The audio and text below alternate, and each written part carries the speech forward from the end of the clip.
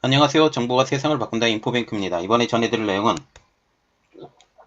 포기하지 않는 중국의 반도체 굴기, 인텔 AMD의 기술 협력 제한, 중국 AMD 자일링스 인수의 조건부 승인, 이 두 가지 내용을 한번 버무려서 이야기를 해보고 이것이 어떤 중요한 내용이 있는지, 그리고 이것이 중국의 반도체 굴기에 어떤 영향을 주는지 한번 알아보도록 하겠습니다. 여러분의 구독, 좋아요 한 번씩 눌러주시고 이야기를 시작을 해보도록 하겠습니다. 중국이 반도체 굴기를 절대 포기할 수가 없어요. 왜냐하면 반도체라는 것은 지금 현재 모든 기기에 들어가는 쌀처럼 불리고 있기 때문이죠. 그래서 반도체가 안 들어가는 기기가 하나도 없을 정도로 이 반도체가 중요한데, 이 반도체를 포기할 수 없는 것이 지금 중국의 입장이라는 것이죠. 이번에는 미국 회사인 AMD와 인텔 등의 협력을 꾀하는 방식으로 반도체 설계, 그리고 제조 역량을 강화하는 방식으로 협력을 꾀한다는 것이죠. 이는 미국의 반도체 관련 제재에 맞서서 중국 내 공급망을 확보하려는 움직임입니다. 또한 중국 정부는 AMD의 자일링스 인수까지 승인을 했죠. 이전에 하이닉스가 인텔의 낸드 플래시를 인수했더라는 그러한 내용과 비슷한 내용이 있기 때문에 이것까지 분석을 해서 여러분들에게 알려드리도록 하겠습니다. 그러면 AMD가 왜 인수 합병을 허용이 됐는지, 그리고 AMD는 지금 자일링스의 제품을 묶어서 팔지 않아야 된다는 조건을 걸면서 이번에 했는데 왜 그렇게 됐는지에 대해서 좀 더 깊이 들어가 보도록 하겠습니다. 먼저 알아볼 내용, 포기하지 않는 반도체 굴기, 인텔, AMD의 협력 제안입니다. 이 니케아 아시아에 따르면 중국은 최근 미국의 인텔과 AMD, 그리고 독일의 인피니온과 같은 경우는 자동차 반도체죠. 네덜란드의 ASML은 지금 노광 장비를 만드는 업체입니다. 이러한 세계 유수의 반도체 기업의 협력을 강화하기 위한 반도체 작업위원회를 상반기 6월까지 출범할 예정이라는 것이죠. 중국이 시진핑 중국 국가주석의 모교인 칭화대학교 연구소를 중심으로 이 같은 반도체 전문지식 확보에 나선다라는 방침입니다. 중국은 이 위원회를 통해서 중국과 외국 반도체 업체 간 협력을 강화하는 것이 주요 골자로 알려지고 있는데요. 이 목표를 달성하기 위해서 미국, 일본, 유럽의 첨단 반도체 기술을 습득하고자 외국 반도체 기업들에게 협력을 제안을 했고, 니케이에 따르면 일부 기업들도 중국 정부에 참여 의사를 밝힌 것으로 보여지는 것이죠. 그리고 이것이 AMD 이야기까지 넘어가니까 끝까지 한번 들어주세요. 중국 정부는 최근 3년간 반도체에 대한 각종 지원책을 쏟아내면서 자립을 향한 기술 내재화를 위해서 노력해 왔습니다. 미국 반도체 산업협회가 최근 발행한 반도체 산업 현황 보고서에 따르면 중국 기업의 전 세계 반도체 시장 점유율은 2024년 17%로 성장할 것으로 전망이 되었어요. 이는 2025년까지 70%를 자국 내 반도체로 대체하겠다라는 그런 내용과 훨씬 동떨어진 이야기죠. 중국은 2020년 인텔 매출의 26%를 차지한 것으로 보이고 있죠. 하지만 이 같은 노력에도 시장 조사 기관이 2020년 중국의 반도체 자금률이 16%에 머물 것으로 보고 있고, 2024년이 되어서도 24%에 머물 것으로 보고 있기 때문에 이는 중국 정부가 목표로 제시한 70%에 크게 못 미치는 수치라는 것입니다. 하지만 반도체 미래 산업의 주도권을 쥐고 있기 때문에, 그래서 지금 반도체라는 것은 모든 기기에 하나 이상이 들어가는 것이기 때문에 중국 입장으로서도 이 반도체 굴기를 포기하지 못하는 상황입니다. 이것을 극복하기 위해 미국과 견제를 피해서 해외 협력, 그리고 연구 개발의 노력에 나서는 것입니다. 니케이는 반도체 기술 이전은 점점 더 국가 안보를 수반하는 민감한 문제가 되고, 왜냐하면 아까도 언급했다시피 지금 자율주행차, 그리고 첨단 기기, 이 모든 것들이 반도체로 하고, 지금 4차 산업혁명으로 넘어가는 이 시기에 이제는 XR, VR, 이 컴퓨팅 시스템 자체가 이제 일반 컴퓨팅에서 모바일 컴퓨팅에, 그리고 눈으로 보여지는 XR, VR로 지금 넘어가는 이 상황. 이 상황에서 더욱더 빠르게 성장하는 그 반도체가 지금 필요한데, 이것은 10나노 이하 제품들이 필요하게 되고, 이러한 것들을 위해서라도 일단 설계 부분에 대해서 그 기술력을 습득해야 되는 상황이 된다라는 것이죠. 자, 그래서 중국은 그 타결책으로 일단 AMD의 자일링스 인수를 승인을 하게 됩니다. 이 배경이 왜 그렇게 되는지 한번 자세히 알아볼게요. 중국이 인텔과 AMD와의 기술 협력을 추진하고 있는 가운데 AMD의 자일링스 인수를 승인을 했습니다. 지난 1월 26일 로이터에 따르면 중국 시장규제청국은 AMD의 자일링스 인수를 승인을 했다고 나타났습니다. CPU, GPU 설계 및 판매를 주력하고 있는 AMD가 지금 2020년 10월 350억 달러의 FPGA, Field Programmable Gate Array를 주력으로 하고 있는 자일링스를 인수하는 계약을 체결을 했습니다. 현재 각국 경쟁 당국의 M&A 승인을 요청한 상황이죠. 그래서 여기서 가장 큰 걸림돌이 되었던 것이 중국의 승인이었는데, 중국의 승인이 허용이 된 것이죠.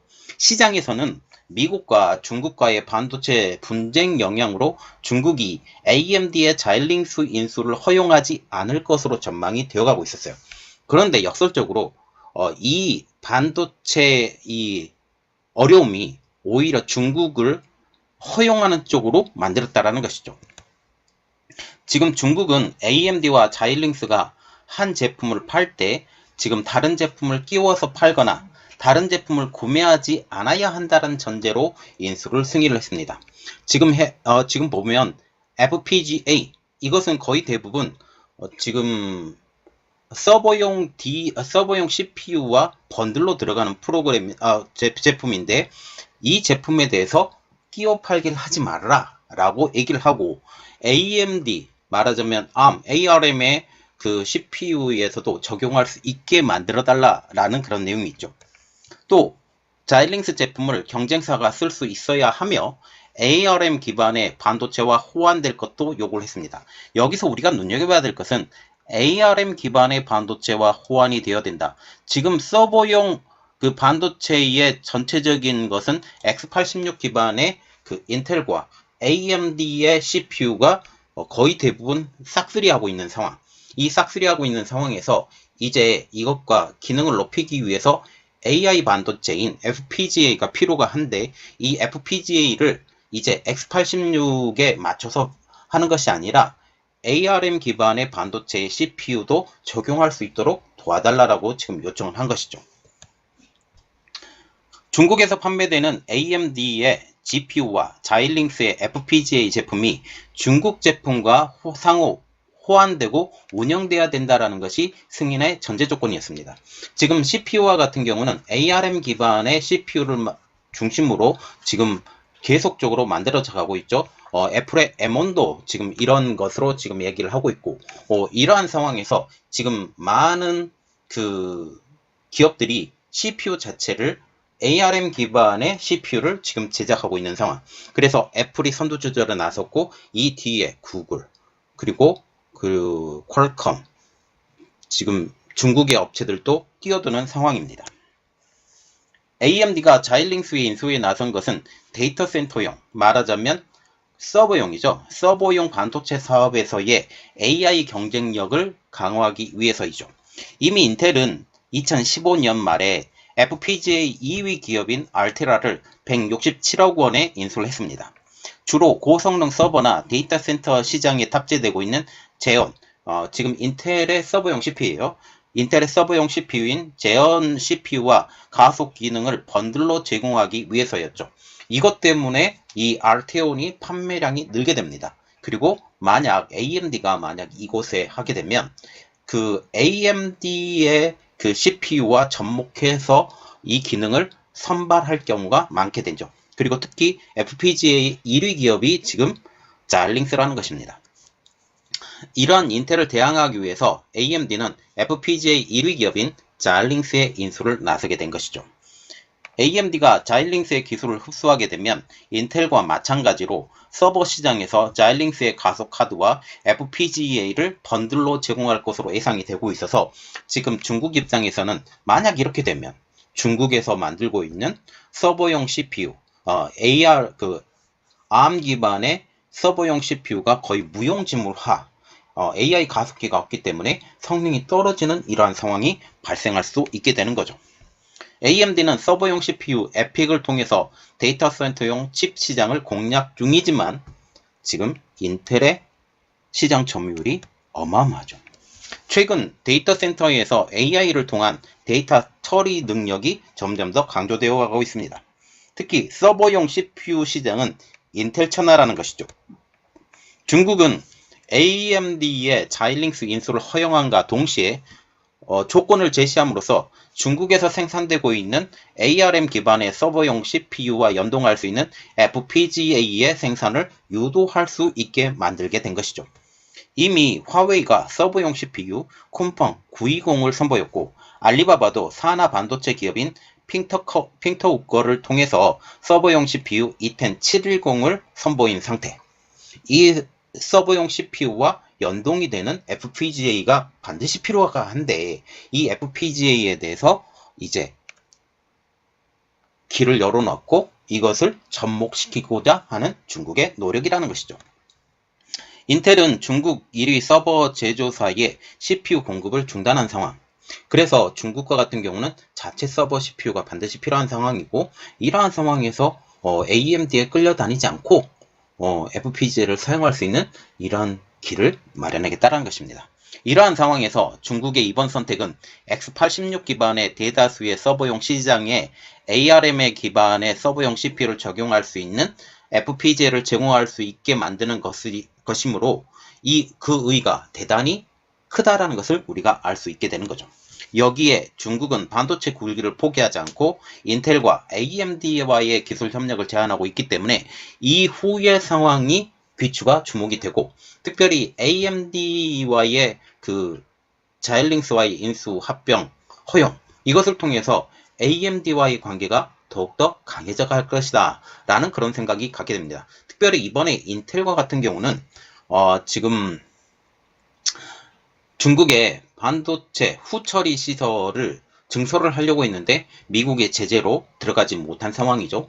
이러한 상황에서 오히려 AMD와의 관계가 합해지지 않을까라고 개인적으로 생각을 하고 있어요. 이 내용이 지금 어떤 방식으로 이후에 진행될지 한번 우리가 귀추를 주목해보고 이러한 상황에서 우리는 기본적으로 생각을 해야 될 것이 미국은 절대로 중국을 죽이지는 않을 것이다.